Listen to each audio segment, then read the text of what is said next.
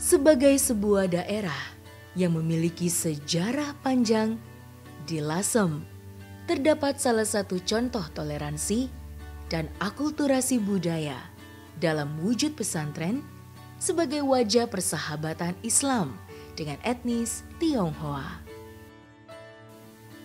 Nilai-nilai harmoni dan toleransi yang mereka kuatkan sejak kedatangan etnis Tionghoa di medio 1740 rupanya masih kental sampai saat ini, hingga Lasem dijuluki dengan sebutan Little Tiongkok atau Tiongkok Kecil.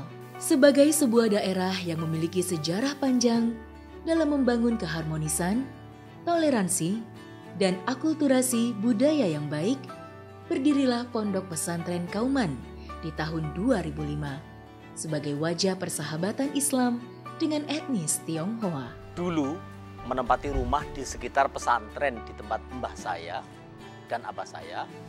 Tetapi sejak 2001 saya beli rumah ini, 2003 saya tempati, dan 2005 mulai ada santri yang nempatin di sini. Putri begitu penuh, putra penuh, putri penuh, putra penuh, baru 2007 saya bisa membangun bangunan yang permanen. Kemudian saya waktu pindah ke sini, ini sebuah desa Karangturi yang disebut sebagai, kalau dulu di dalam sejarah ada The Little Tiongkok atau Tiongkok Kecil, itu ya di sini ini. Semuanya Chinese. Makanya Pak RT-nya juga Cina, Pak RW-nya juga Cina. Sebagai pengasuh pondok pesantren, Gus Saim juga masih mempertahankan peninggalan kaum Tionghoa yang tertera pada pintu pesantren Kauman berupa doa atau pengharapan. Di Cina, budaya Cina, itu kalau membuat rumah atau membuat apa itu ada satu pengharapan. Sebagaimana orang Jawa ataupun siapapun yang membuat rumah ada satu pengharapan. Tulisan yang ada di belakang kami ini, tulisannya sangat bagus. Yang berada di sebelah kanan, itu semoga panjang umur setinggi gunung. Gunung itu berarti gunung Himalaya kalau di sana. Satunya lagi, semoga yang sebelah timur, itu semoga rizkinya luas sedalam lautan.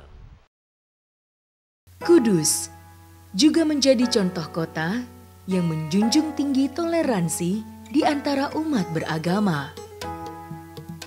Di kota Kretek, sangat terasa kerukunan antar umat beragama.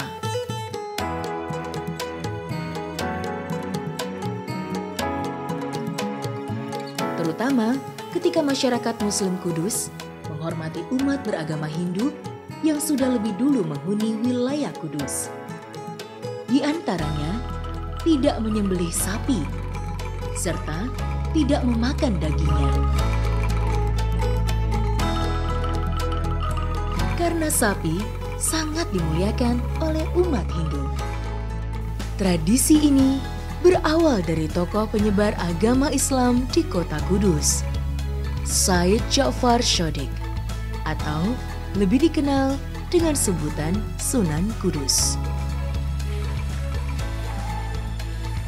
Antara lain, demi suksesnya penyebaran agama Islam yang dilaksanakan beliau itu, oleh karena di sini dulu adalah komunal Hindu yang mana sangat menghormati hewan sapi, maka beliau ini menganjurkan masyarakat untuk tidak menyakiti hati mereka. Dengan cara apa? Menganjurkan untuk tidak menyembelih sapi.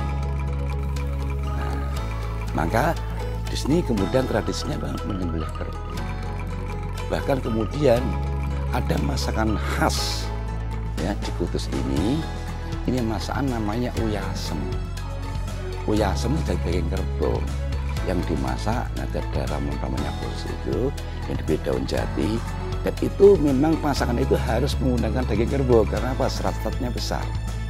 Kalau menggunakan daging sapi itu tidak bisa berhasil. Ini antara lain seperti itulah kemudian menanamkan sampai sekarang. Meski dikenal teguh memegang prinsip Islam, Sunan Kudus berdakwah dengan terlebih dahulu memahami apa yang diharapkan masyarakat lokal untuk kemudian menyampaikan Islam dengan pendekatan seni, budaya, serta teknologi.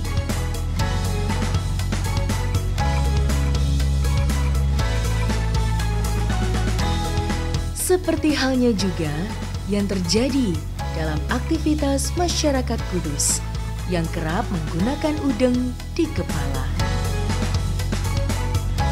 Udeng dikenal sebagai salah satu bagian busana, ciri khas masyarakat Hindu dan Jawa kuno yang digunakan kaum laki-laki.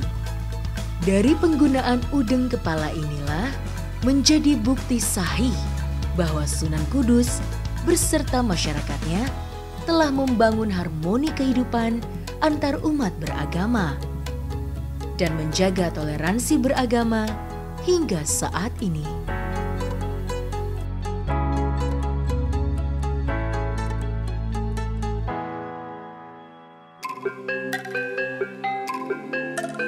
Di Mojokerto tersimpan banyak situs toleransi penting, yaitu situs Kerajaan Majapahit, yang di dalamnya terdapat makam-makam Islam di Kompleks Makam Troloyo.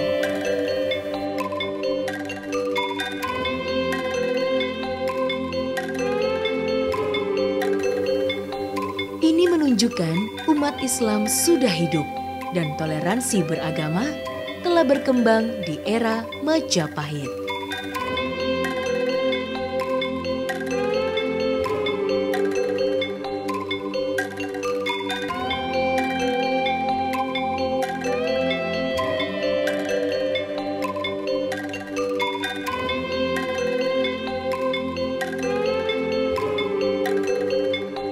Saat ini mayoritas penduduk Mojokerto yang beragama Islam mewarisi toleransi itu. Masyarakat di sini juga masih menjaga kelestarian situs-situs seperti Candi Weringin Lawang yang pada masa kerajaan Majapahit menjadi pintu masuk menuju kompleks bangunan penting di ibu kota Majapahit.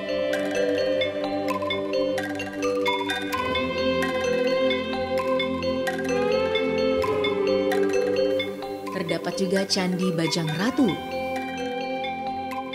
Serupa dengan Candi Weringin Lawang, Candi Bajang Ratu dahulu berfungsi sebagai pintu masuk menuju tempat yang lebih suci.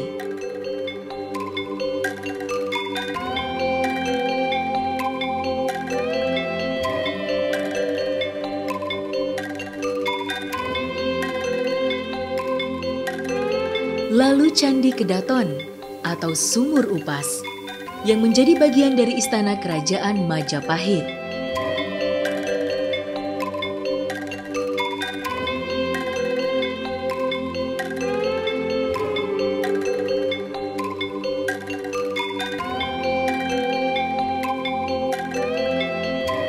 Selain itu terdapat kolam segaran yang dipercaya berfungsi sebagai waduk dan penampungan air.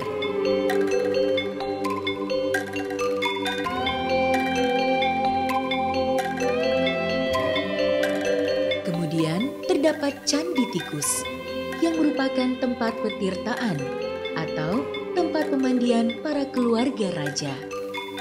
Sementara dinamakan Candi Tikus, konon di tempat ini menjadi wabah dan bersarangnya tikus-tikus. Kemudian ada Candi Brahu. Candi ini merupakan peninggalan umat Buddha di Mojokerto dan tetap difungsikan hingga era Majapahit.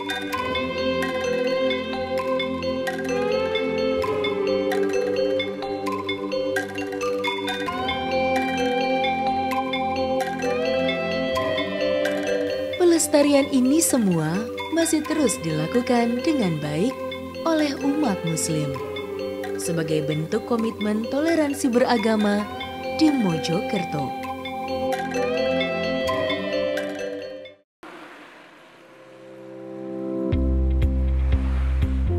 Kerukunan dalam beragama kian terasa seiring dengan suasana harmoni dan sikap toleransi beragama yang telah menjadi tradisi warga kampung di Desa Balun, Kecamatan Turi, Lamongan, Jawa Timur. Contohnya, Kampung Pancasila. Di sini 3 agama yang berkembang, yaitu Islam, Hindu, dan Kristen. memiliki tempat ibadah yang saling berdekatan satu sama lain. Di sebelah barat lapangan desa berdiri Masjid Miftahul Huda. Di arah selatan masjid terdapat Pura Sweta Mahasuci yang berarsitektur selayaknya pura-pura di Bali.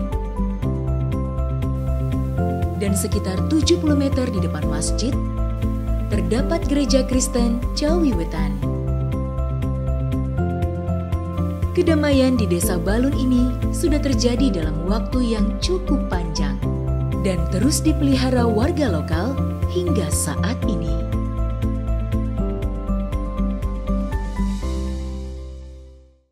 Agama Islam yang diturunkan oleh Allah kepada Nabi Muhammad SAW melalui kitab sucinya Al-Quran membawa sikap toleran. Dalam bahasa Arab namanya at-tasamuh. Maka terkenal sekali dengan ungkapan asy-syari'atus samha. Syariat Islam adalah syariat yang toleran.